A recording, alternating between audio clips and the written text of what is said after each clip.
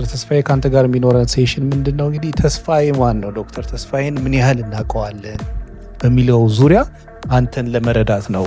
በአንተ ህይወት ውስጥ ያለውን አገልግሎት፣ በአንተ ህይወት ውስጥ ያለውን ወደ እግዚአብሔር ቃል ያለውን ኮሚትመንት ወይም መሰጠት ብንመለከት ብዙ መጪው ትውልድ ወይም ይሄ ያንግስተር አዲሱ ትውልድ ይነቃቃል፣ ፈለግን መከተል ይችላል በሚል ምን ያህል ዶክተር ተስፋዬን እናውቀዋለን በሚለው ዙሪያ ይሆናል የመጀመሪያው ውይይት። ትምህርቶችን፣ አገልግሎትን፣ ቆይታህን በውጭው ዓለም የቃረምከውን መንፈሳዊ ግንዛቤ ምን እንደሚመስል የምንመለከትበት ይሆናል። ወደዛ ከመግባታችን በፊት እስቲ ዶክተር ተስፋዬ ስለ ራስህ አስረዳን ጥቂት ነገር። እንግዲህ እኔ በጣም ሀምብል የሆነ ቢጊኒንግ ማለት በጣም ከትንሽ ቦታ ነው እግዚአብሔር ያነሳኝ ብዬ ነው የምለው። የተወለድኩት አዲስ አበባ ነው። አብነት አካባቢ ነው ተወልጄ ያደግኩት። የተማርኩት ባልቻ አባ ነብሶ ነው እና በኋላ እንግዲህ እናቴ ቤት ገዝታ ኮልፌ ሄደች እና የኮልፌ ልጅ ሆንኩኝ እንጂ አብዛኛውን እስከ 8ኛ ክፍል የተማርኩት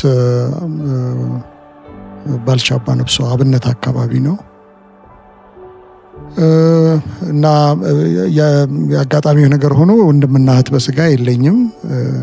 ለእናቴ ብቸኛ ልጅ ነኝ እና እናቴና አባቴ የተለያዩት እኔ ከመወለዴ በፊት ነው።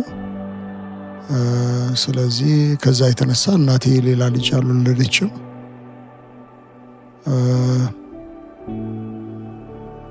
9ኛ ክፍል ስገባ ነው እንግዲህ ጌታን እንደ ግል አዳኝ አድርጌ የተቀበልኩት።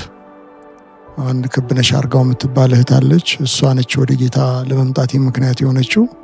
ጎኔ ነበር የምትቀመጠው እና እሷ ጥሩ ስለነበረች ስለ ጌታ አንዳንድ ነገር ትነግረኝ ነበረ እና ያ ነገር እየዋለ እያደረ ልቤ ውስጥ እንትን ሲል እና ጌታን ለመቀበል ፈቃደኛ ሲሆን ወደ ቤተ ክርስቲያን ነው የላከችኝ። በዛን ጊዜ በደርግ ዘመን ነበርና ቸርቾች ዝግ ስለነበሩ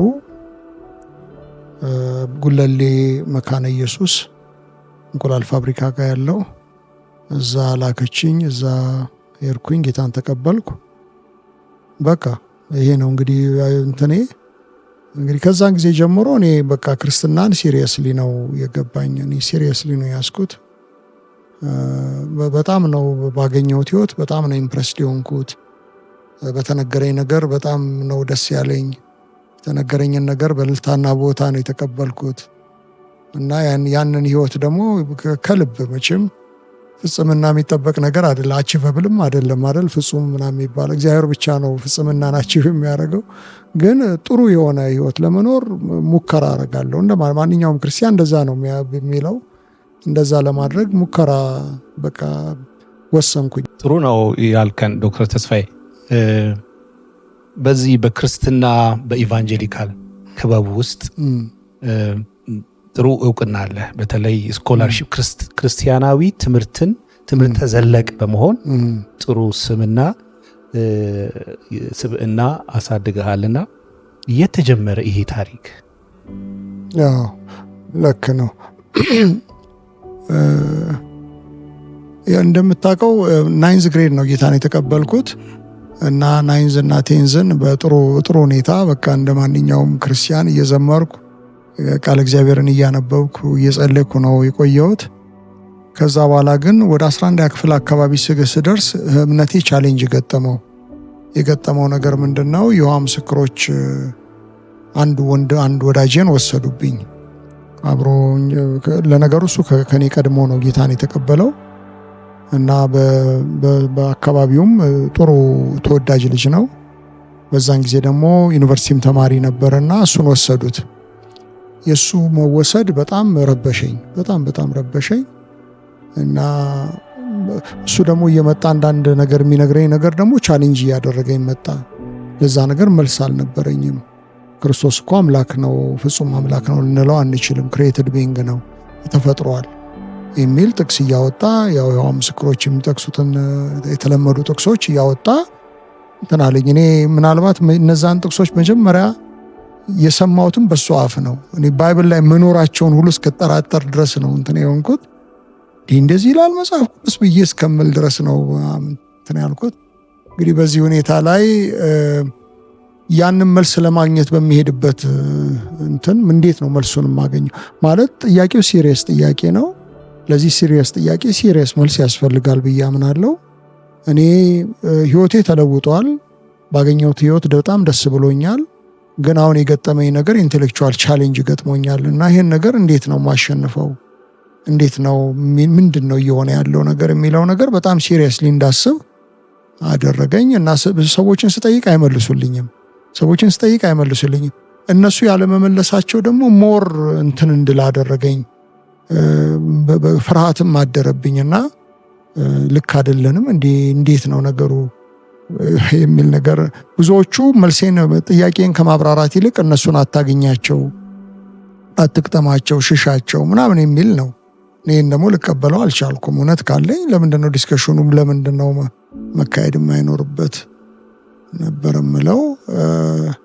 እንግዲህ በዚህ ሁኔታ ላይ ያለ ቤተክርስቲያናችን በባይብል ስኩል ከፈተች እና ከዛ በኋላ ሚኒሊክም ያን ጊዜ ተማሪ ነበር፣ ፍሬሽ ምናልባትም ፍሬሽ ሳይሆን አይቀርም ሚኒሊክ አስፋው እና እሱ መጥቶ ኒው ቴስታመንት ሰርቬይ አስተማረን። በጣም ኢምፕረስድ ሆንኩኝ። በትምህርቱ ጥሩ ነው። ጥያቄዎቼ ባይመለሱም እንኳን አቀራረቡ ግን ኢምፕረስ አደረገኝ። ስነ ጽሁፍ አዘጋጅቶ ነው የሚመጣው። በዛን ጊዜ እንዳሁኑ ኮምፒውተር ምናምን አልነበረም እና ስቴንስልድ የተደረጉ ነገሮችን አባስቶ ይሰጠናል እና በጣም ነው ልቅም ያለ ስራ ነው እና ያ በጣም ኢምፕረስ አደረገኝ እና በዛን ጊዜ ግን ጥያቄዎቹ አልተመለሱም። በኋላ እንግዲህ ሚኒሊክን አልኩት፣ ጥሩ ነው ትምህርት በጣም ጥሩ ነው፣ በምታደርገውም ነገር በጣም እየተባረኩኝ ነው፣ ግን በያው ምስክሮች ላይ ግን የሚያነሷቸው ጥያቄዎች ላይ በጣም ጥያቄ አለኝ ብዬ አልኩት እና እሱ አይ ይሄን ነገር ከኔ ይልቅ ለአከ የሚባል ወንድም አለ፣ የኔ ቤተክርስቲያኔ አገልጋይ ነው፣ እሱን ልጋብዘውና እሱ መጥቶ ያስተምራችሁ አለ። እሺ አልኩኝ። እሱ ፕሮግራም ኦርጋናይዝ አረኩኝ። እዛ ያሉትን ወጣቶች ያን ጊዜ እንግዲህ ምናልባት 11 ክፍል 12 ክፍል ነው መሆነው ሰበሰብኩኝ። አንድ 15-20 ልጆች የሚሆን ሰበሰብኩኝ። ለአከ መጣ። እሱም ስቴንስልድ የተደረገ ማቴሪያል ሰጠን። ከዛ እሱም በጣም በጥሩ ሁኔታ በቃ እያንዳንዱን እነዛ ለብዙ ዓመት ጥያቄ የነበሩኝን ጥቅሶች በአጠቃላይ ተነተናቸው። በጣም ተነተናቸው። እኔ ሁሌ ነው የምናገረው ይሄን ነገር፣ በሌላ ምስክርነት ላይ ሰምተ ከሆነ አላቅም። ጌታን ባገኘሁበት ጊዜ ከተደሰትኩት ደስታ በላይ እነዚህ ጥቅሶች ሲተነተኑልኝ የተደሰትኩት ደስታ ይበልጣል ብዬ ነው የምለው። በቃ ማመን አልች በቃ በጣም አሜዝድ ሆንኩኝ። ደግሞ ትንታኔው በጣም ለአእምሮ ግቡ ነው። በጣም ራሽናል ነው፣ ሪዝነብል ነው የሚያቀርባቸው ነገሮች እና መጽሐፍ ቅዱስ ደግሞ ኮንትራዲክሽን ከሌለው እንዴት ነው አንዱን ቨርስ ከሌላው አንዱን የመጽሐፍ ቅዱስ ክፍል ከሌላው ጋር እንዴት ነው የምናጣጥመው የሚለውንም ነገር በጣም ነው እንትን ያደረገኝ። በኋላ ከሱ ያገኘሁትን ነገር ይዤ ሄጄ ያንን ወንድሜን ወደ ጆቫ ዊትነስ ገብቶ የነበረውን ወንድሜ ቻሌንጅ ያደረግኩት እና እሱ በኋላ አንዳንድ ጥያቄዎችን እየጠየቀ መጥቶ ሊሞግተኝ ሞከረ፣ እኔም ሞከርኩኝ እና መጨረሻ ላይ ሁለታችን ምን ተስማማን፣ እኔም አስተማሪን ላንጣ አንተም አስተማሪን ይዘና፣ ከዛ በኋላ እኛ ስንነጋገር እነሱ ሲነጋገሩ እኛን ያው እንግዲህ የምንታዘበው ነገር እንታዘባለን በሚለው እንትን አልኩት። በኋላ ደስ አለው። እሱም ሁለቱን አገናኘናቸው። ምትኩ ይባላል የእሱ እንትን ሃይ ስኩል ወይ ኮሌጅ አካባቢ አስተማሪ ነበረ። ላከ ያው እንደምታውቀው የኤሌክትሪካል ምህንድስና ነው ሙያው፣ ግን በጣም ዌል ቨርስን በዚህ ነገር ላይ በደንብ ጥሩ እውቀት አለው። ከዛ ሁለቱ ተነጋገሩ። ምንም በቃ ካሱ እዛው ነው የወሰነው። ኖ እኔ ወደ ቤተክርስቲያን ይመለሳለሁ ያለው እዛው ቦታ ላይ ነው እና ተሳስቻለሁ ብሎ አለ። እስከዚህ ድረስ በጣም ፓወርፉል ነበረ እና እኔ ብዙ አናሊቲካል የሆኑ ሰዎች ገጥመውኛል። እኔ ምናልባት በአበሻ ሆኖ በዛ መጣን አናሊቲካል ማይንድ የሆነ ገባ በጣም ነገር ደርዝ ባለው ነገር የሚተነትን ሰው ላከ። እኔ ምናልባት እስከዛሬ ድረስ ኢምፕረስ ያደርገኛል የዛን ዘመን የነበረው እንትን በቃ እኔ በጣም ቪቪድ የሆነ ፒክቸር አለኝ ለዛን ዘመን የነበረውን ገለጻው ምናምን እና አሜዚንግ ነበር። በቃ አሜዚንግ። ያ ህይወቴን ቀየረው እና ወሰንኩኝ ካሁን በኋላ ማጠናው አፖሎጄቲክስ ነው። ለካ እኔ በጣም ባክኜ ነው መጨረሻ ላይ ላከን ያገኘሁት። እንዲህ አይነት አመርቂ ለካ መልስ እያለ ነው ለካ በጠኔ ሲቸገር የነበረው፣ ለካ ወድቄ የነበረው፣ ለካ በመናፍቃን ካምፕ ገብቼ የነበረው ይህን የመሰለ እውቀት እያለ ነው። ስለዚህ እኔ ብቻ አይደለሁም በጦር ቀጠና ያለሁት ማለት ነው። በጣም በርካታ ሰዎች በእንደዚህ አይነት ችግር ውስጥ ነው ያሉት ማለት ነው። እና ልክ እኔ ለአከ እንደደረሰልኝ እኔ ደግሞ ልደርስላቸው አይገባም ወይ ብዬ አልኩኝ። ከዛ ያው እንግዲህ እንደምታውቀው እኔ ቴዎሎጂ ትምህርት ቤትም ስገባ አፖሎጄቲክስ አጠናለሁ ብዬ ነው የገባሁት። ሰው ሁሉ አሁን ከኔ ጋር ፈርስት ዲግሪያቸውን የተማሩ ምናምን ብትል ተስፋ አፖሎጄቲክስ ይወዳል በሚል ነው እንትን የሚሉት። ያ ህይወቴን ሼፕ አደረገው። እኔ ላከን አንዳንድ አጋጣሚ ሳገኘው አንተ ስቲል ኤሌክትሪካል መሐንዲስ ነህ፣ ግን የኔን ህይወት ግን በቃ ኮምፕሊትሊ ነው የቀየረው። በቃ ምናልባት እግዚአብሔር ላከን በማምጣት ነው እኔን ወደ አፖሎጄቲክስ ዓለም የገፋኝ ብዬ እላለሁ። እና እግዚአብሔር ያው ሰዎችን ይጠቀማል አይደለም? እኛን ሲመራን በሰው በኩል ነው። እኔ በቃ የምድራዊ ህይወቴን ምን ልበልህ ስኬቹን አለ አይደል? ምንድነው የምንለው እንግዲህ እንትኑና ብሉ ፕሪንቱን ያገኘሁት በቃ ጥሩ ቃል ነው። ብሉ ፕሪንቱን ያገኘሁት የዛን ቀን ነው። በቃ እኔ በኋላ አፖሎጄቲክስ ነው ማጠናው አልኩኝ። እና በዛ ነው እንግዲህ ከአሜሪካንም ሀገር ከሄድኩ በኋላ እንደምታውቀው ያው አፖሎጄቲክስ ነው ያጠናሁት። ለአፖሎጄቲክስ የሚያዘጋጁ ነገሮችን ነው ደግሞ ሳጠናም የነበረው ፍልስፍናውን ምናምኑን አለ አይደለም፣ ሲስተማቲክ ቴዎሎጂ ምናምን እያደረግኩኝ ቆይቼ በኋላ ወደ ክርስቲያን አፖሎጄቲክሱ ሄድኩኝ። እና እንግዲህ ይህን ይመስላል ነው የምልህ። በጣም ጥሩ። ኢትዮጵያ ውስጥ ብዙ ቆይታል በመማር ስለ ውጭው እንመጣበታለን። ግን ኢትዮጵያ ውስጥ በነበረ ቆይታ እንደዚሁ ትምህርት ትከታተል ነበር እና እስቲ ያን አስቃኘን በወፍ በረር። ኢትዮጵያ ውስጥ ምን አጠና ወደ አሜሪካ ከመሄድ በፊት? መጀመሪያ የተማርኩት እኔ ኬሚትሲ የሚባል ነው፣ ዲላ የሚገኝ ኬሚትሲ ነው። በዛን ጊዜ ኢቲሲ የተማሪዎች ዶርም ስላልነበረው አንዳንድ ተማሪዎቹን ይልክ የነበረው ዲላ ነው። እነዚሁ ፈረንጆቹ ያቋቋሙት ትምህርት ቤት ነው፣ የኤስአይ ሚስዮናውያን ያቋቋሙት ትምህርት ቤት ነው ከቃሊዮት ጋር ተባብረው። እንደውም የሚገርምህ ነገር በዛን ወቅት 21 የኔ ባች 21 ተማሪ ነው፣ ግን የፈረንጆቹ ቁጥር 22 ነበረ እና እንስቅ ነበረ። የአስተማሪው ቁጥር ከተማሪው ቁጥር ይበልጣል የሚባል ነበር። በዛን ጊዜ ብዙ ሚስዮናውያን ነበሩ። አብዛኞቹ አሜሪካውያን ናቸው። የተወሰኑ አውስትራሊያውያን፣ የተወሰኑ ጀርመናውያንና የተወሰኑ እንግሊዛውያን ነበሩ እና እነሱ ናቸው ያስተማሩ እና ጥሩ ትምህርት ቤት ነበረ። በእውነት በጣም ጥሩ ትምህርት ቤት ነበረ። አሁን ከዛ ትምህርት ቤት የወጡ ልጆች ብዙዎቹ ዶክተሮች ናቸው እና በተለያየ ነገር በቤተ ክርስቲያን ታሪክ፣ በደርዛዊ ነገረ መለኮት፣ በሂስቶሪካል ቴዎሎጂ በታሪካዊ ነገረ መለኮት ላይ፣ በሚሽን ላይ፣ በክሮስ ካልቸራል አንትሮፖሎጂ ላይ ምናምን የሰሩ ልጆች ብዙ ልጆች አሉ እና ጥሩ ትምህርት ቤት ነበር ብዬ ነው የምለው። እና ግን እዛ ዲላም በነበርኩበት ትምህርት ቤቱ ዲላ ነው ያለው። ዲላም ሰዎች እኔ ያ ስለምን ኑፋቄ የሚያስተምረው ነው የሚሉኝ። ኑፋቄ ያስተምራል ምናምን። እኔ ስለ መናፍቃንም መከላከል እንጂ ኑፋቄን አይደለም። እንደዛ እንትን መሳቂያ ነበረ እና እዛ ተማርኩኝ። ልክ ዳይሬክትሊ እንደመጣው ኢቲሲ ገባው። ኢቲሲ እዛ ያሉ ብዙ ክሬዲት ስለሚንተ ስለሚ 2 ዓመት ብቻ ተምሬ ጨረስኩ ዲግሪውም ማለት ነው። ከዛ በኋላ እንግዲህ በኢንተርናሽናል ባይብል ሶሳይቲ ኖርዝ ኢስት አፍሪካ ኦፊስ የአዲሱ መደበኛ ትርጉም ተርጓሚና አርታይ ሆኜ ሰራው ለተወሰኑ ዓመታት። ከዛ ኢትዮጵያ ቃልዮት ቤተክርስቲያን ስነ ጽሑፍ ክፍሉና ምራ እንትን ያዘልን ብለውኝ ጋበዙኝ። እዛ ደግሞ ሄጄ የስነ ጽሑፍ ክፍሉ ኃላፊ ሆኜ ለተወሰኑ ዓመታት ሰራው እና እንግዲህ በኢትዮጵያ ውስጥ ያለኝ የትምህርት ዝግጅት እንትኑ እንደዛ ነው የምልህ። አይቢኤስ ደግሞ ስገባ ብዙ ቋንቋ ተማርኩ። ብዙ ጥሩ የቋንቋ ሊቃውንት ነበሩ ከኛ ጋር ይሰሩ የነበሩ። ምናልባት እንግዲህ ሲመሰኔ ስገምት ትንሹ ልጅ እኔ ነበርኩኝ። አይቢኤስ በምንሰራበት ጊዜ ከኔ ጋር ተቀራራቢ ሊሆን የሚችለው ያው ታላቂ የሆነው ሚኒሊክ ነው። ሌሎቹ ግን ትልልቆች ናቸው። አንዳንዶቹ አቶ እጅጉ አይነት ሰው እንደ እኔን ወልደው የሚያደርሱ ሰዎች ናቸው ብዙዎቹ እዛ ውስጥ ያሉት እና ከዛ በጣም ተምሬያለሁ። እውነት ለመናገር ኮሌጅ ገብቼ ከተማርኩት ያላነሰ ትምህርት እግዚአብሔር እዛ ሼፕ አድርጎኛል። ሰው በትምህርት ዓለም በስራ ዓለም ይማራል የሚለውን ነገር በጣም የሚገባኝ እዛ አይቢኤስ የነበረኝ ቆይታ ነው እና እኔ ሰራው ማለት ገንዘብ እየተካፈለኝ ተማርኩ ብል ነው የሚሻለው ነው የምለው። በጣም ጥሩ ቋንቋ ላይ በተለይ በጣም ጥሩ አዋቂዎች ነበሩ። ለዚህም ነው ሆያተ ጥበብ እዛ ያገኘዋቸውን ነገሮች ነው ሆያተ ጥበብ ላይ ልጽፍም የሞከርኩት። በጣም ጥሩ ነው። ከዛ በኋላ እንግዲህ ጉዞ ወደ አሜሪካ አደረግ ለስኮላርሺፕ። እንዴት ምን ትምህርት ለመማር ሁኔታዎች እንዴት ፈቅደውና ተመቻችተው ወደ አሜሪካን ሀገር እንዴት ሄድክ? እዛስ ምን ነገሮችን ተማርክ? አሜሪካን ሀገር የሄድኩት ያው እንግዲህ ሰዎች ስፖንሰር አድርገውኝ፣ ግለሰቦች ናቸው ስፖንሰር ያደረጉኝ። ፍላጎቴን የሚያውቁ ሰዎች እንግዲህ ጥሩ ደረጃ ይደርሳል ብለው ገምተው ሊሆናል ብዬም አስባለሁ። እና እነሱ ናቸው የረዱኝ። በጣም የሚገርመኝ የረዱኝ ሰዎች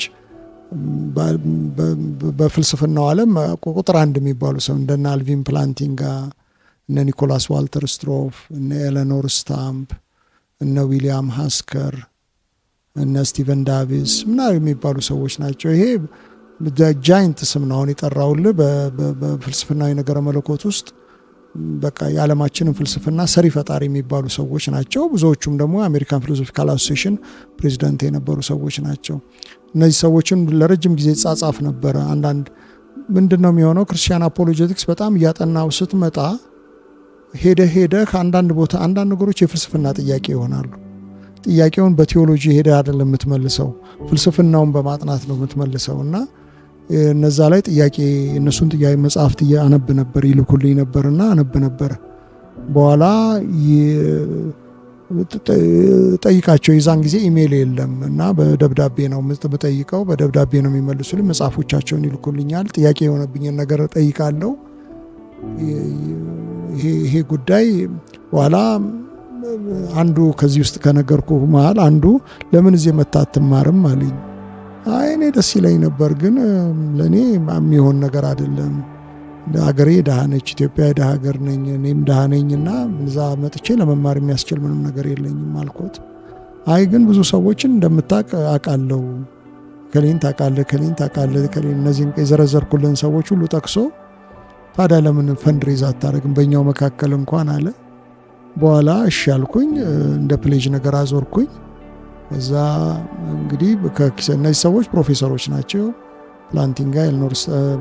ፕላንቲንጋ ኖቴርዳም ነበረ ፕሮፌሰር ሽፑ፣ ኤልኖር ስታም ሴንት ሉዊስ ነች፣ ኒኮላስ ዋልተር ስትሮፍ የል ነው። እንደዚህ አይነት ነው እንትን የሚሉት። በኋላ ሰጡኝ እና ያ ገንዘብ ብዙ ሆነ። ወደ 20 ምናምን ሺህ ዶላር ሬስ ተደረገ በዚህ መንገድ እና በዚህ መንገድ ተደረገ። በኋላ አልቪን ፕላንቲንጋ ፈርስት ዲግሪውን ፍልስፍና የሰራው ካልቪን ነው እና እዛ ደግሞ 26 ዓመት አስተምሯል። ስለዚህ ትምህርት ቤቱ በጣም የተከበረ ስም ነው ያለው ፕላንቲንጋ። እና እሱ ፍልስፍና ዲፓርትመንቱን አነጋገረ። አንድ ልጅ አለ፣ ባካችሁ ቲዩሽን ስኮላርሺፕ ስጡት አለ። የፉዱን ማለት የምግቡን የመኝታውን ያንዳንድ ነገሩን እኛ እንችላለን አለ። ትምህርት ቤቱ እሺ ብሎ ተቀበለኝ። ከዛ እንግዲህ ከዛ በፊት ባዮላም አመልክቼ ነበረም። አንዳንድ ሰዎች ሊረዱኝ እንትን ብለው ነበር። ኤምባሲ ግን አልፈቀደም። ኤምባሲ ስለከለከለኝ ያ ነገር ተቃጠለ። በዚህ ሁኔታ እንግዲህ በኋላ የሚሄድ እድል ገጠመኝ። ካልቪን ገብቼ ኤምቲኤስ የሚባል ማስተር ኦፍ ቴዎሎጂካል ስተዲስ የሚባል እሱን ተማርኩኝ። ፍልስፍናው ዲፓርትመንት ሄጄ ለኦልሞስት 1 ዓመት የሚሆን ያህል ተማርኩኝ ፍልስፍናውን። ከዛ በኋላ ግን ቴዎሎጂ ዲፓርትመንቱ መጥቼ ደግሞ ኤምቲኤስ ማስተር ኦፍ ቴዎሎጂካል ስተዲስ ተማርኩኝ። ከዛ ደግሞ ኮርነስቶን ዩኒቨርሲቲ ሄጄ ደግሞ ፍልስፍና ኤምኤ ሰራው። ምክንያቱም ለዶክተራል ፕሮግራም አይቀበሉም ለክርስቲያን አፖሎጄቲክስ። ክርስቲያን አፖሎጄቲክስ መማር የሚፈልግ ሰው ወይንም አንደርግራጁዌት ሄዶ ፍልስፍና መማር አለበት፣ ወይንም ደግሞ ግራጁዌት ስኩል ሄዶ አንድ ማስተርስ መስራት አለበት። አንደርግራድ ከሄድኩኝ እንደምታውቀው ብዙ ነው፣ 4 ዓመት ሊቆየው ሆነ። ስለዚህ ፍልስፍና የሚሆን መስራት ይሻላል በሚል እንትን አልኩኝ። እንግዲህ እግዚአብሔር ረድቶኝ እሱን አጠናቀቅኩ። ከዛ በኋላ ወደ ዶክተራል ፕሮግራሙ በክርስቲያን አፖሎጄቲክስ ሄድኩኝ ማለት ነው። እና እኔ ግን እኔ እግሬ ነገረ መለኮት ትምህርት ቤት ከረገጠበት የመጀመሪያው ቀን ምናልባትም ከዛ በፊት ከዛ 1 ዓመት 2 ዓመት በፊት እኔ አፖሎጄቲክስ ነው ማጠናው ብዬ ወስኛለሁ። እኔ እንዳልኩ ነው ብሉ ፕሪንቱ የተገኘው የዛን ቀን ነው እና በቃ ህይወቴ ሼፕ የተደረገው የዛን ቀን ነው። በቃ እኔ አሁን ድጋሚም የመወለድ እድል ባገኝ ይህንኑ ነው የምማረው ብዬ ነው የምለው። አዎ ምንም ያህል አሁን የአሜሪካን ሀገር ሎቶሪ በጣም ብዙ ነው የሚደርስህ እና እስከ $1 ቢሊዮን ሊደርስ ይችላል እና እላለሁ እኔ ያንኑ ብር ቢሰጠኝ ይህንኑ አሁን ከምሰራው የተለየ ነገር አልሰራም። እንደዛ ነገር በቃ ይሄ ነው እኔ የምሰራው። እኔ ልኖርለትም ልሞትለትም የምፈልገው ነገር ይሄ ነው። ምንም ትርጉም የሚሰጠኝ ይሄ ነገር ነው በቃ እና የሁሉ ነገር እኔም እንትን ነው ብዬም አስባለሁ። ይሄን ማለት ብር ባገኝ አጠናክረ ከመስራት ውጪ ግን ሌላ ነገር አልሰራም። እኔ ምንም ይሄ እውነት ነው በቃ እውነት ነው። እኔ አግኝቼዋለሁ በቃ ህይወቴ ይሄ ነው። እኔ ምንም አንብብ ብትለኝ ስማ ብትለኝ እይ ብትለኝ ፊልሙን ብትለኝ ምኑን ብትለኝ ከዛ ጋር ካልተያያዘ እኔ አይጣፍጠኝም። ሁሉን ነገር ከዛ ጋር የተገናኘ ነገር ነውና ቅድም ያልከው ብሉ ፕሪንቱ የተገኘው በዚህ ቀን ነው በዛን ጊዜ ነውና ውጭም ሄጄ ለመማር እግዚአብሔር እድሉን የከፈተልኝም ለመማር የሚያሰብኩት ክርስቲያን አፖሎጄቲክስ ነው። እግዚአብሔር ያስተማረኝም እሱን ነው። ማገለግለውም እሱን ነው። ወደፊትም ለማገልገል የምፈልገው እሱን ነው። በጣም ጥሩ ነው። እነዚህ መቼስ የእግዚአብሔርን መግቦት ወይም ፕሮቪደንስ እዚህ ውስጥ እናያለን። እሱን ካወቅበት ጊዜ ጀምሮ ውስጥ ያስቀመጠውን ነገር እግዚአብሔር በራሱ ጊዜ ሰዎችን ተጠቅሞ ወደዛ ነገር አምጥቶ ለብዙዎች ጥቅም እንደዚህ ሲያደርግ የእግዚአብሔር እርዳታ ነው። ያ በጣም ያስገርማል። እነዚህ ያነሳቸው ሰዎች በጣም ወደረኞች ናቸው። በዚህ በክርስትና ትምህርት ገፍተው ብዙ ሄዱ ናቸው። እስቲ በወፍ በረር ትንሽ ብታስረዳም። ፕላቲንጋ ሲባል ብዙ ጊዜ ሰማለሁ። ላነበው ብዙ ጊዜ ሞክሬ እየጀመርኩ ሀሳቦቹ ይገቡኛል። አንዳንድ ቦታዎች ላይ ሁሉ አንዳንድ አስተሳሰቦችን በቁጥር እንደ ቀመር ሲጽፍ አንዳንድ አርቲክል ላይ አይቻለሁ። ካልኩለስ የሚመስል ነገር ምን እንደሆነ አልገባኝም። ግን ማን ነው አልቪን ፕላቲንጋ እና ሌሎቹንም እስቲ እንደዚህ በመጠኑ ገሌ ነው ብለህ ብታስረዳ። ፕላቲንጋ ማለት ምናልባት በእኔ ግምትና በአንዳንዶች በሚሉት ነገር ዓለማችን አይታው የምታውቀው አይነት ሰው አይደለም። እውነት ለመናገር ከሆነ ምናልባት እንደነ ካንት እንደነ ምናምን በምትላቸው ሰዎች በጣም የቀለም ቀንድ ናቸው ከሚባሉ ሰዎች ተርታ ያለ ሰው ነው እና ካልተሳሳትኩኝ ከ32 ሰዎች በላይ ዶክተራል ዲዘርቴሽን ጽፈዋል በሱ ላይ። እሱ በሰራቸው አንዳንድ ስራዎች ላይ ሰርተዋል።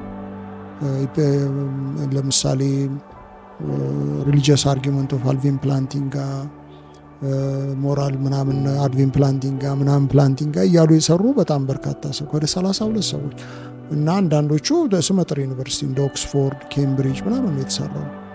አንድ ሪቻርድ ስዊንበርን የሚባል አሁንም በህይወት ያለ ፈላስፋ አለ። ምን አለው? ፊሎዞፈር ኦፍ ጋድ ነው፣ የአምላክ ፈላስፋ ነው ብሎ ነው ያለው። ታይምስ መጽሔት ላይ ወጣ ነው ምነግርህና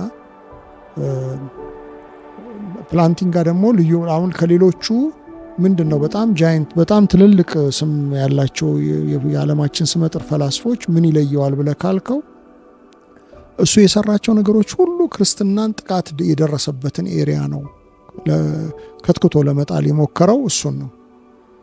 ክርስትና ላይ የተተፋው ምራቅ ነው የጠረገው፣ ቅርሻት ነው የጠረገው ማለት ትችላለህ እና ያ በጣም ልዩ ያደርገዋል። ሌሎቹ ኤፒስቴሞሎጂ ላይ ሜታፊዚክስ ላይ ምናምን ላይ ጥሩ ስራ ሰርተዋል፣ ግን ጀነራል የሆነ ነገር ነው የሰሩት። እሱ ግን ክርስትናን እንዴት ነው መከላከል ያለብኝ እና ከወደቀበት ትቢያ እንዴት ነው ማነሳው የሚለው ነገር ነው ላይ ነው በጣም ትኩረት አድርጎ የሰራው እና ተሳክቶለታል ነው። አንድ ኩዊንተን ስሚዝ የሚባል ዌስተርን ሚሽገን ዩኒቨርሲቲ ያስተምር የነበረ አሁን በህይወት የለም ሞተዋል። እሱ ምን አለ? የዓለማችን ፍልስፍና የሃይማኖት ፍልስፍና የሚመራው በፕላቲንጋ ነው እና እሱ ደግሞ በጣም ብዙ የቀለም ቀንድ የሚባሉ ፈላስፎችን አፍርቷል ብሎ መስክሯል። ይህንን የመሰከረው ፋይሎ በሚባል ፋይሎ የሚባለው የኤቲስቶች የሚያዘጋጁት ጆርናል ነው። በዛ ጆርናል ላይ ነው እንደዛ ብሎ የመሰከረው። የዛን ጊዜ እሱ ቺፍ ኤዲተር ነበረ ኩዊንተን ስሚዝ እና ምን ይላል ኩዊንተን ስሚዝ? አንድ መጽሐፍ አለው ዘ ኔቸር ኦፍ ነሰሲቲ የሚል መጽሐፍ አለው የአልቪን ፕላቲንጋ። እሱ መጽሐፍ አንብቤ በትክክል ለመረዳት ብዙ 10 ዓመታት ፈጅቶብኛል ነው የሚለው እና እስከዚህ ድረስ ነው።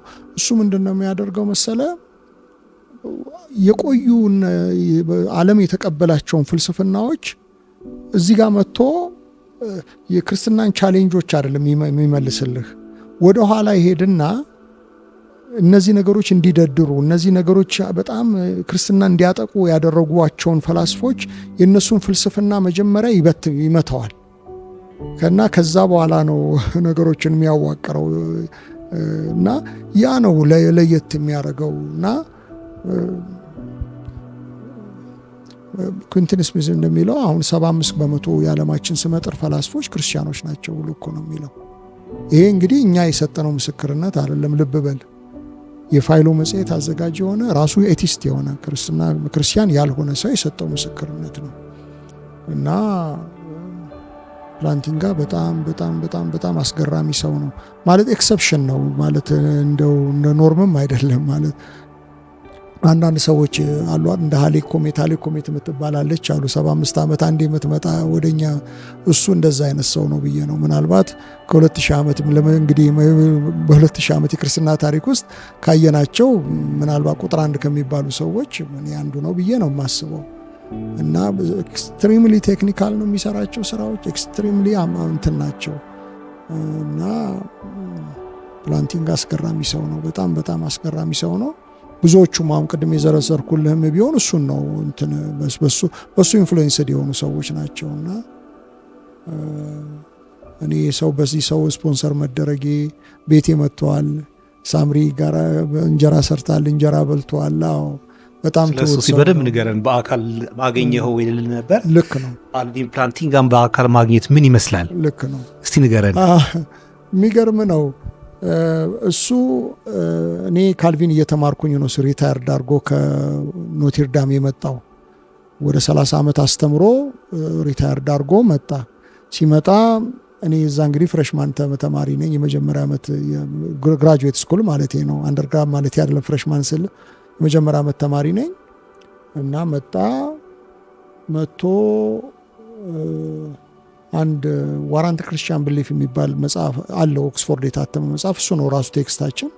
እሱን ቫንድሪከን የሚባል አስተማሪ ነው የሚያስተምረን። እሱ ግን እየመጣ አልፎ አልፎ ዶክተራል ተማሪዎች አሉ፣ ማስተርስ ተማሪዎች አሉ። በጣም ግን አብዛኞቹ ዩኒቨርሲቲ ወደ 150 ዲፓርትመንት አለው። የነዛ በሙሉ የኬሚስትሪ የባዮሎጂ ያው ክርስቲያን ትምህርት ቤት ነው እየመጡ በቃ እንደ ትንግርት ነው የሚታየው የሚገርም ነገር እና እንደሱ ነው እና እዛ ያስተምር ነበር። በኋላ ያው ስፖንሰሪም ስለነበረ እና ኢሜል አረኩለት እንገናኝ ተባባልን። ተገናኘን። በኋላ ባለቤቴ ምሳ እንድትበላ ትፈልጋለች ኢትዮጵያ ምግብ ብላ አልኩት እሺ ያለ እና ቤት መጥቶ እንግዲህ ያው ሽሮ እንደምታውቀው በላ፣ ምስር ወጥ ምናምን ሽሮ ሰራችልን ሳምሪ፣ እሱን በላ። የዛን ጊዜ አንድ ጆናታን የሚባል ልጅ አለኝ አሁን ሃይስኩል ተማሪ ነው እና እሱ በጣም ሕፃን ልጅ ነበር 1 ዓመቱ ምናምን ነገር ይሆነዋል እና ከሱ ጋር እንደ ዳዴ እያለ ምናምን ነው እንትን የሚል የነበረው። የሚገርም ነገር ሳይክል እየነዳ ነው ቤቴ የመጣው ራሱ እና አሜዚንግ ነው። በጣም ትሁት ሰው ነው። ደግሞ በጣም አባቱ መጋቢ የነበሩ ሰው ናቸው። ላንሲንግ ሚሽገን ውስጥ የክርስቲያን ሪፎርምድ ቸርች መጋቢ የነበሩ ሰዎች ናቸው። ደች ኢሚግራንት ናቸው ቤተሰቦቹ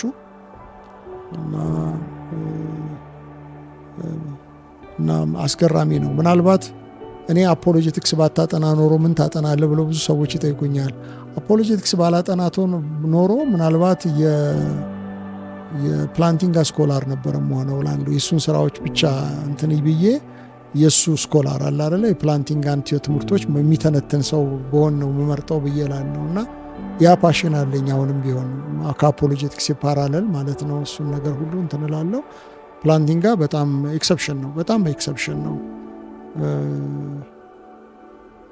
ምናልባትም አንድ መጽሐፍ አለኝ እኔ የቅበተ እምነት ላይ 3 ቮሊዩም መጽሐፍ አለኝ። ከዛ ውስጥ አንዱን የሱን ኤፒስቴሞሎጂ የምተነትንበት ነው እና ስለዛ ላይ ለምንድን ነው ፕላንቲንጋ በጣም ኢንፍሉዌንሻል የሆነው በዓለማችን ይህን ያህል ተጽዕኖ ሊያሳድር የቻለው የሚለውን ነገር እዛ ላይ ተዘረዝራለሁ እና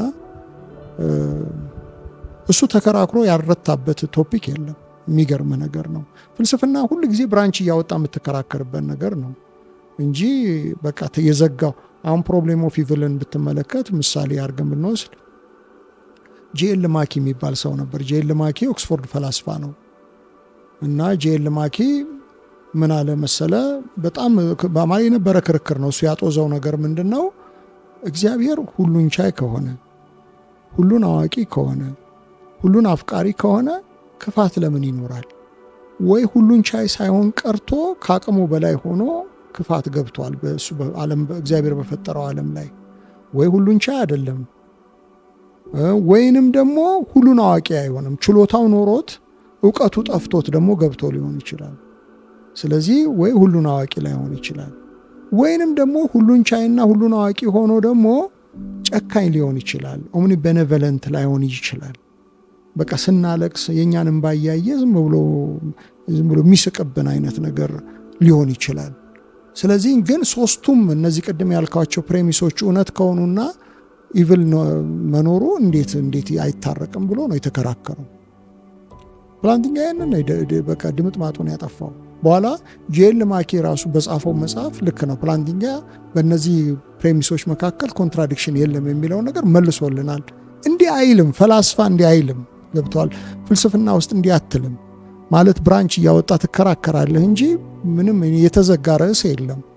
አንድ ርዕስ ቢነሳ 15-20 አመለካከቶችን ይዞ ይቀጥላል እንጂ በቃ ይሄ ነገር ተመልሷል የሚባል ነገር አታገኝም። እና ፕላንቲንጋ ርዕስ ካነሳ ገሎ ነው የሚተወው። በቃ እርም ለንግግር ነው። ከዛ ወዲህ የማይነሳ ነገር ነው የሚሆነው። እና ፕላንቲንጋ እግዚአብሔር የሰጠን በጣም ትልቅ ሰው ነው። በጣም መንፈሳዊ ሰው ነው። በጣም የሚገርም ቴክኒካል ነው የሚያወራቸው ነገሮች፣ በጣም ኤክስትሪምሊ ቴክኒካል። ፕሪዲኬት ሎጂክ፣ ሲምቦሊክ ሎጂክ ምናምን ነገር መውሰድ አለ። ኢፍ ኤ ዘን ቢ ኤ ዜርፎር ቢ እያለ ነው አርጊው የሚያደርገውና በጣም ቴክኒካል ሰው ነው። ግን አት ዘ ሴም ታይም ሁሉም ግን ስራው ሰው ቢያውቅለት ክርስትናን ዲፌንድ በማድረግ ላይ ነው። ክርስቶስን ሰዎች ክርስቶስ ኢየሱስን የግል አዳኛቸው እንዳያደርጉት ደንቃራ የሆኑ ነገሮችን በማንሳት ነገር ላይ ብቻ እንትን ያለ ነው። ሰው አይገባውም። ሁለትና ዝም ብሎ ጸጉር እየሰነጠቀ ይመስለዋል። አይደለም። አዎ። እና አንድ ጊዜ ምን ብሎ ተናገረ እዛ ሲያስተምረን፣ እኔ አንዳንድ ጊዜ እኮ ባይብሌን ተንበርክኬ ነው የማነበው ብለዋል።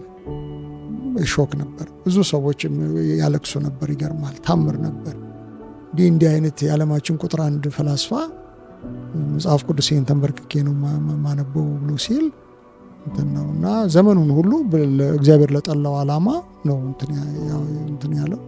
ደግሞ የተጠራቀመው የኦልሞስት የ60 ዓመት የ70 ዓመት ስኮላርሽፕ ነው አሁን በእጃችን ላይ ያለው ማለት ነው። እሱ ዘመኑን ሁሉ የለፋበትን ነገር ነው እንትን ያለን እና በብዙ ሰዎችን ነው ያፈራው። እና አሁን እነ ዊሊያም ሌን ክሬግን ብትሄድ፣ እነ ጄፒ ሞርላንድን ብትመለከት፣ በቃ አሁን አሉ የሚባሉት በጣም ጎበዝ ክርስትናን ዲፌንድ እያደረጉ ናቸው የምትላቸው ሰዎች ሁሉ በሱ ኢንፍሉዌንስ ያልተደረገ የለም እንጂ እኔ አላቅም። በፕላንቲንጋ ኢንፍሉዌንስድ ያልሆነ ሰው ያለ አይመስለኝም። እና እኔ እግዚአብሔር እሱን ወደ ህይወቴ ስላመጣ፣ ቅድም እንዳልኩ ለአከን ስላመጣ፣ ሚኒልክን ስላመጣ የእናንተ ቤተክርስቲያን ሰዎች ናቸውና ደስ ነው የሚለኝ። እግዚአብሔር ልክ እንደዛ ነው ፕላንቲንጋን ወደ ህይወቴ ማምጣቱ በጣም ነው የምገረመው። በሱ መማሬም በሱ ደግሞ ሰፖርት መደረጌም እንደ ኩራት ነው የሚሰማኝ። እና የሱን ስራዎች ለማስተዋወቅ እግዚአብሔር እድሜውና ጤናውን ከሰጠኝ በቀሪው እድሜ ብዙ ሰራለሁ ብዬ አስባለሁ። የሱን ስራዎች በደንብ በትክክል ሪፕሬዘንት የሚያደርጉ ስራዎችን እሰራለሁ ብዬ አስባለሁ። በጣም ጥሩ ነው። እንግዲህ ይሄ ሁሉ የእግዚአብሔር እርዳታ በህይወት መጥቶ ትምህርቱንም በሚገባ አግኝተ አሁን ደግሞ ብዙ ፍሬዎችንም እያየን ነው በአንተ ህይወት በሀገራችን ላይ። ከብዙዎቹ ለመጥቀስ በዛ ያሉ መጽሐፍትን መጽሐፍ ችለሃልና እስቲ እነዛን አሳየንም። ሎጂካል ለምን ተከተላላቸው ወይ? አንዱ ስታነሳው ነው ሌላው ይመጣል። ሁሉም ተያይዘው አንድ ወጥ የሆነ ስትራክቸር ወይ ውቅር አላቸው ወይ? እስቲ ምን ጻፍክና ለምን ጻፍክ? ተስፍሽ ዶክተር ተስፋዬ። እኔ ስራዎቼ ሁሉ ክርስቲያናዊ ቅበተ እምነት ላይ ነው ትኩረት ያደረጉት። እንዳልኩ የመጀመሪያው መጽሐፌ የዮሐንስ ምስክሮችና አስተምሯቸው በቃል እግዚአብሔር ሲመዘን የሚል ነው። ዴዲኬት ያደረኩት ለላከ ለሚኒሊክ እና ለአንዳንድ ወንድሞች ነው ያደረግኩት። እና ያ መጽሐፍ እንግዲህ ጥያቄን ነው የመለስኩት። በኋላ ምን ሆነ፣ እኔ በደንብ ጥናት ማድረግ ጀመርኩኝ። እነላከ ካስተማሩኝም ይልቅ በጣም ጥናት ማድረግ ጀመርኩ ማለት ነው። እና ከዛ በኋላ ብዙ ቦታ እየተጠራው ማስተማር ጀመርኩ። ምናልባትም ለአከም ካገኘው እድል ይልቅ ብዙ እድል አገኘው። እኔ በየቸርቹ እየሄድኩኝ ማስተምራለሁ። እነዛ ኖቶች ተጠራቅመው ነው እንግዲህ ወደ መጽሐፍነት የተቀየሩት። እና ያውም የዛሬ 28 ዓመት የመጀመሪያውን መጽሐፍ ወጣ። 90 ዓመተ ምህረት ላይ ያው ምስክሮችን አስተምሯቸው ወጣ። ከዛ በኋላ ደግሞ ያው ኦንሊቸሶችም ትልቅ ቻሌንጅ እንደነበራቸው ስለማውቅ እሱን ደግሞ ለመመለስ ደግሞ ሌላ አንድ መጽሐፍ ጻፍኩኝ። እንግዲህ ጆቫ ዊትነስ ላይ ሰራው፣ ኦንሊቸስ ላይ ሰራው። ከዛ በኋላ ደግሞ አበይት መናፈቃን የሚል ደግሞ ሞርሞኒዝምንም ሌሎችንም እንትን ብዬ አበይት መናፈቃን ተሰራ። ከዛ በኋላ ደግሞ ስለ ለምሳሌ ትሩዝ የለም እውነት አንጻራዊ ነው የሚል የፖስት ሞደርን የሆነ አመለካከት በጣም ነግሶ ነበረ በአንድ ወቅትና በዛ ላይ ደግሞ አንዳንድ መጽሐፍትን አንብቤ ደግሞ የሥነ ምግባር መርሆ የሚል የኔ መጽሐፍ ወጣ ማለት ነው። በአብዛኛው ሞራል ሪሌቲቪዝምን የሚቃወም ነው።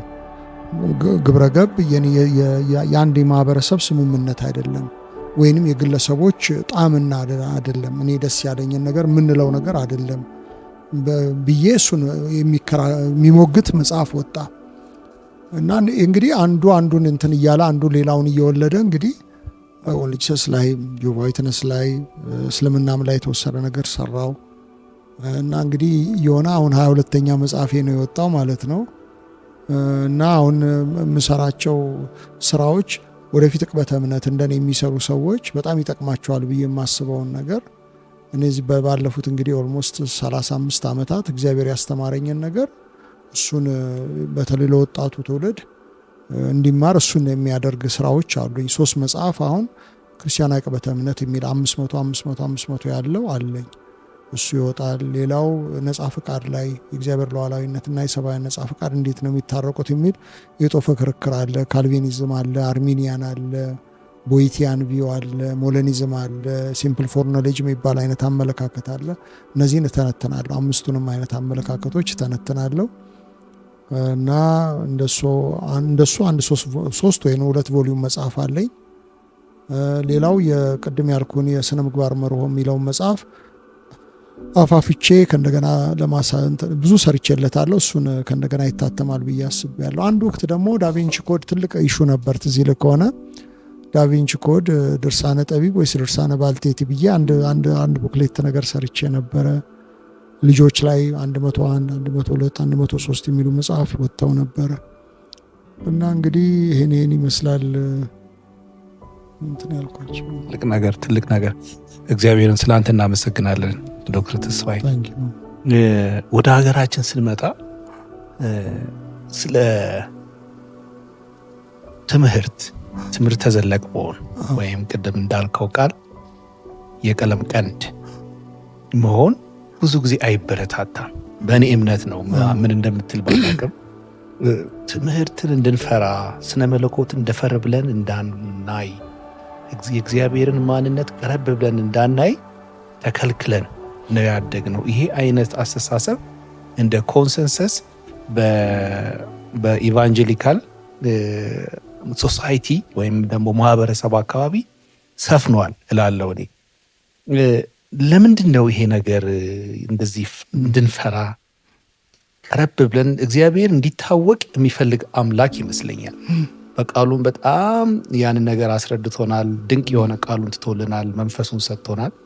ቀረብ ብለን እግዚአብሔርን እንዳናይ ብዙ ጊዜ የፈራ ነው። ለምንድን ነው?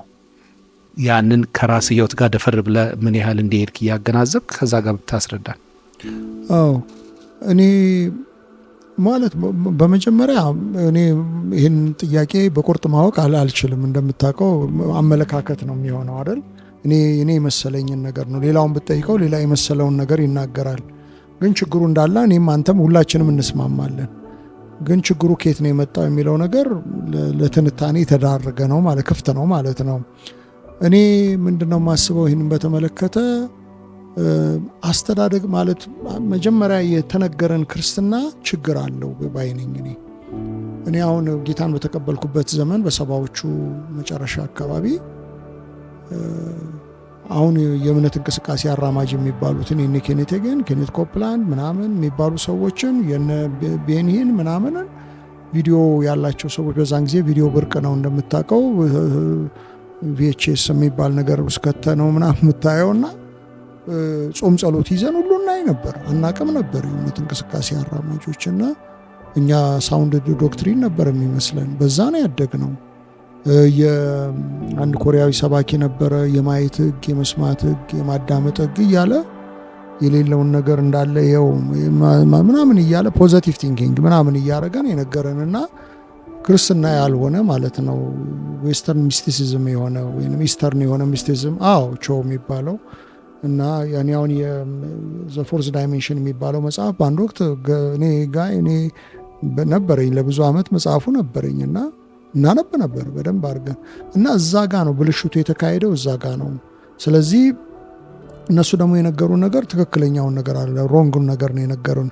ሮንግ መንገርባቸው ብቻ አይደለም ጤናማውን ነገር እንዳንሰማ ደግሞ ብሎክ አድርገውት ነው ዘግተውት ነው የሄዱት።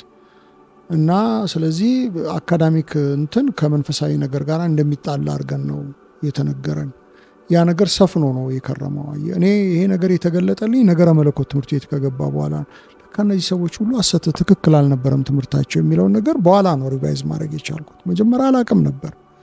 እና ይሄ ትልቅ ጉዳት አይደል? ያው እንደምታውቀው በደርግ ዘመን ሚስዮናውያኖቹ ጥርግርግ ብለው መውጣታቸው እነዚህ ደግሞ በጣም የኬኔት ሄገን ጽሁፎች ከኬኔት ኮፕላንድ ምናምን ነገር በጣም ተሰራጩ ከሀገሪቱ ውስጥ። ሃይባ የለም ነበር። አየህ እነዚህ በቃ እንደፈለጉ እንትን እንዲሉ በበር ከፈተላቸው። ስለዚህ እኔ ይሄ ነው አሁን ሌላው ምዕራቡ ዓለም ብትሄድ ሰዎች ክርስትናውን ከኢንቴሌክቹዋል ላይፍ እና ስፒሪቹዋል ላይፍ ይጣላሉ ብለው ምንም የሚያስብ የለም። እንደዛ አይነት ነገር የለም። እና ያ አንዱ ነው። ምናልባትም ደግሞ ኢትዮጵያውያን በጣም ሚስቲክ ነገር የሆነ አላረ ስፒሪቹዋል ነገር እንትን የምንወድም ልንሆን እንችል ይሆን እንደሚልም ግምት አለኝና እሱም ጥናት ካልቸራል አንትሮፖሎጂ ያጠኑ ሰዎች በጣም ቢነግሩን ደስ ይለኛል። እዛ አካባቢ ላይ የሆነ ነገርም ይኖራል ብዬም የበቀልንበት አፈር ራሱ ችግር ሳይኖረው አይቀርም ብዬ ነው የምለው። ከእንትን ይልቅ ከምርምርን ይልቅ ህልምን ወይንም ገባ የሆነ ታምራትን ምናምን ነው አፕሪሺየት የሚያደርግ ትምህርት የዛናል ኢምፕረስ አያደርገንም። ገብቷል። መገለጥ ኢምፕረስ የሚያደርገን ያህል ትንቢት ኢምፕረስ የሚያደርገን ያህል ምናልባት ይሄ ደግሞ እንግዲህ ገብቷል ከባህላችን ከምናምን ጋር የሚያያዝም ነገር ይኖረዋል ብዬም ጠረጥራለሁ። በቁርጥ ባላቅም ግን ከአእምሮዬ ጀርባ ልበለው ባክ ኦፍ ማይ ማይንድ ይሄ ነገርም አለ ልልህ ፈልጌ ነው። እና በጣም ነው ማዝነው፣ ግን እንደሱ አይደለም። እግዚአብሔር አየህ ቅዱሳት መጽሐፍትን የሰጠን አምላክ ጽንፈ ዓለሙንም የፈጠረን አምላክ ነው። ይሄ አምላክ እዛ ጋር የነገረን ነገር በሳይንስ ውስጥ የነገረን ነገር ወይ በፍልስፍና ውስጥ የነገረን ነገር ከነገረ መለኮቱ ጋር መጋጨት የለበትም። ከተጋጨ ሲሪየስሊ መመርመር አለብን። የኛ አንደርስታንዲንግ የሆነ ቦታ ፌል አድርጓል ማለት ነው እንጂ እግዚአብሔር የስምሙነት አምላክ። ለምሳሌ የኬሚስትሪ ግኝት ከፊዚክስ ግኝት ጋር ሲቃረን አይተን አናቅም። ተዋዶ ነው የሚሄደው። ፊዚክስ ያለው እውነታ ላይ ማቴማቲክስ ላይ ካለው እውነታ ጋር ይሄዳል። ማቴማቲክስ ላይ ያለው እውነታ እንደውም የሚደጋገፍ ነው። እዛ ላይ የወሰድከውን ነገር ከዚህ ጋር እያጣመርክ ብዙ ነገር ምሰራ ያ እውነት ነው። ልክ ለቴዎሎጂም ያ ነገር እውነት ነው። ስለዚህ ጂኦሎጂስቶች የሚነግሩን ነገር ሲሪየስሊ ማድመጥ አለብን። ምን እያሉ ነው ያሉት ነው? አንዳንድ ነገር ቲዮሪ ነው ወይስ ፋክት ነው? በቃ እየቀረበ እንደው አለ አይደለም ጥልል እንደው ጥንፍፍ ብሎ የወጣ የሳይንስ ቀመር ነው የሚለውና እሱም ማጣራት ይፈልጋል። አንዳንድ ጊዜ አመለካከትም እንደ ሳይንስ እየተነገረ ስላለ ግን ያ ነገር ግን እንደው አለ አይደል ነጥሮ የወጣ እውነት ከሆነ እንዴት ነው ይሄን ነገር ከመጽሐፍ ቅዱስ ከዚህ ጋር ከነገረኝ ነገር ጋር ማለት አለብን ብዬ ነው የምለው። እግዚአብሔር ደግሞ በዚህ ቅር አይሰኝም። ምክንያቱም እግዚአብሔርን እኔ አሁን ልጆች አሉኝ፣ አንተም ልጆች አሉ። ሲጠይቁ ደስ ነው የሚለን እንጂ ለምን ይጠይቃሉ ብለን አንበሳጭም። እግዚአብሔር እንዴት ነው የሚበሳጨው? እኔ ጥሩ ጥያቄ በመጠየቄ እግዚአብሔር ይደሰት ከሆነ እንጂ የሚበሳጭ አምላክ አይደለም። ደግሞ ለእኔ ትንሿን አእምሮዬን የሚያረካም ነገር ደግሞ የሚያጣም አምላክም አይደለም። እኔ ከሰራው ካጠናው ደግሞ ሰዎች ሰርተዋል በብዙ ነገር ላይ እና እኔ ቤተክርስቲያን ሁል ጊዜ ምርምርን፣ እውቀትን ማበረታታት አለበት። ያ ማለት ደግሞ ጸሎትን እንተው ማለትም አይደለም፣ ደግሞ የሚጋጭም አይደለም እንጂ እና እየጸለይንም እየጾምንም እየተመራመርንም ነው መቀጠል። እንደዛ ካደረግን ህዝባችንን ዊን እናደርጋለን ብዬ ነው የምለው። አንድ ጥያቄ፣ ብዙ ጊዜ ስነ መለኮትን በተመለከተ ከአፍሪካ ሀገር ስነ መለኮት ለማጥናት ወደ ምዕራባውያን ሀገሮች ብዙ ሰዎች ይሄዳሉ። እነዛ ሰዎች ስነ መለኮት አጠኑ እንጂ የስነ መለኮት ጠበብት ሆኑ ማለት ይከብዳል። ቴዎሎጂ ተማሩ እንጂ ቴዎሎጂያን አይሆኑም ይባላል። አባባል ሊሆን ይችላል፣ ግን ያ ከምን የመነጨ ይመስላል? ለምሳሌ የምዕራባውያኑን የራሳቸውን የስነ መለኮት ቅኝት ብቻ ስለምንወስድ ነው ወይስ ትምህርቱ መንፈሳዊ ነው፣ የእግዚአብሔር ነው፣ ትምህርቱ አንድ ነው? ያንን ትምህርት ግን በአፍሪካዊ ወይም በኢትዮጵያዊ ቅኝት መዝረፍ እና የራስ ማድረግ ምን ያህል የተሄደበት ይመስላል? ጥያቄ ግልጽ ከሆነልን። እኔ ጥያቄው ፕሪሰፖዝ ያደረገውን ነገር በተወሰነ መጠን አልስማማም። ምንድን ነው ምለው፣ እኔ ቴዎሎጂያኖች አሉ ብዬ ነው ምለው። አፍሪካ ውስጥ ጥሩ ጥሩ ቴዎሎጂያን አሉ፣ ኢትዮጵያውያንም አሉ፣ ጥሩ ጥሩ የበቁ የምትላቸው የነገረ መለኮት ሰዎች አሉን። ስለ እነሱ እግዚአብሔርን አመሰግናለሁ። ብዙዎቹ ስመጥር ትምህርት ቤት ገብተው በደርዛ ነገረ መለኮት ብትል በፍልስፍናውም ብትል የሰሩ ልጆች አሉ። በክርስቲያን አፖሎጄቲክስ በተለያዩም ነገር ላይ ሰዎች ሰርተዋል እና እኔ ጎበዝ ናቸው ብዬ ነው የምለው። ግን ያ ነገር ከእንደገና ወደ ሀገር ቤት መጥቶ ምን ለውጥ አመጣ፣ እሱ ሌላ ነገር ነው። ለማምጣቱም ደግሞ ብዙ ፋክተር ሊኖረው ይችላል። ለምን አላደረገም? ጥናት ይፈልጋል እሱ ነገር። ግን አሉ ጥሩ ጥሩ የነገረ መለኮት ሰዎች አሉ ብዬ ነው እኔ የማስበው። የኔ መረዳት እንደዛ ነው። በጣም ጥሩ ነው። ቀጣይ የህይወትና የስነ መለኮት እቅድ ምንድን ነው በዚህ ጉዞ ላይ? እኔ ብዙ መጽሐፍ ነው የምፈልገው፣ በተለይ ወጣቱ ትውልድ። እኔ በጣም እኔ አልሰራውም ብዬ ነው እስካሁን ድረስ 22 መጽሐፍ ልጻፍ እንጂ በጣም እንደውም ወደፊት ያሉት የሚወጡት መጽሐፍት ከአሁኖቹም ይልቅ በጣም ጠቃሚ ናቸው፣ በጣም ሰውን ኢምፕረስ የሚያደርገው ናቸው ብዬ አስባለሁ። አሁን ሎጂክ የሚለው መጽሐፌን አይተው ከሆነ እና ሰዎች ወደውት በጣም እንትን ሲሉ አይቻለሁ። ሴኩላር የሆኑ ሰዎች ሁሉ በጣም ተሻምተው ሲገዙ የሚገርም። ባለፈው 5000 ኮፒ አሳትመን ወዲያውኑ ያለቀብን።